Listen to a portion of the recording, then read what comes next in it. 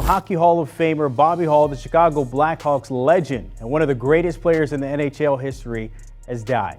In Chicago, a legend passes away. Hull was the first NHL player to score more than 50 goals in a single season and remains revered by fans of the Chicago Blackhawks. But he leaves a stained legacy. Born just outside Belleville, Ontario, Hull bolted from the NHL in 1972 to join the Winnipeg Jets of the World Hockey Association. One of player empowerment.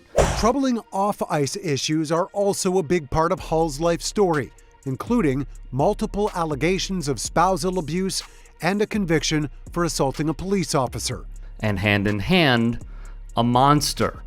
Hull denied a report in an English-language newspaper in Russia, quoting him saying that Hitler had some good ideas. Who allegedly made despicable comments such as these. So as someone who grew up on these teams, the Bulls, the Blackhawks, the Cubs, the White Sox, the Bears, Bobby Hull's legacy is one of incredible triumph coupled with anti-Semitism, bigotry, and serious allegations of abuse. As a player, he was way ahead of his time. 5 50-goal seasons with Chicago, not including another 4 with Winnipeg. He was the first to use a curved stick. He holds team records for a franchise that was part of the original 6. First in goals, first in game-winning goals, and first in hat tricks. One of his slap shots hit 118 miles per hour. He was way ahead of his time. I think he's on the Mount Rushmore of all-time Chicago sports. He was beloved in Chicago, especially after winning the Stanley Cup in 1961, ending a 23-year drought for the city. He scored 913 goals in the NHL and WHA. Only Wayne Gretzky and Gordie Howe have scored more. When he left the NHL in 72, only Howe had scored more than him. At home, his family tells a different story. Joan Hull, the former wife of Bobby Hull, is pictured here. A trip to Hawaii in 1966 was a really bad one, where she said Bobby beat her bloody with a steel-heeled shoe and dangled her over a balcony. She also said Bobby threatened her with a loaded shotgun in 1978. I looked the worst after that Hawaii incident. I took a real beating there, Joan told ESPN. Bobby just picked me up, threw me over his shoulder, threw me in the room, and just proceeded to knock the heck out of me. He took my shoe with a steel heel and proceeded to hit me in the head. I was covered with blood, and I can remember him holding me over the balcony, and I thought, this is the end. I'm going. She would file for divorce, citing mental and physical cruelty. Joan would gain custody of the kids.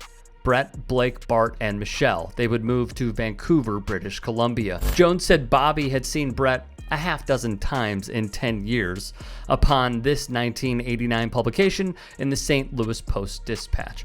Brett would go on to play in the NHL for 19 years. Later in life, Bobby's daughter Michelle became an attorney who specializes in cases of domestic violence because of what happened to her mother. After divorcing Hull, he would show up to their home in Vancouver and kick in a door. This would be a pattern of behavior against his spouses. Hull, who was married 3 times and had a child with a 4th woman, faced allegations of domestic violence from 2 of his wives. He would remarry to Deborah Hull of Kankakee, who also suffered abuse.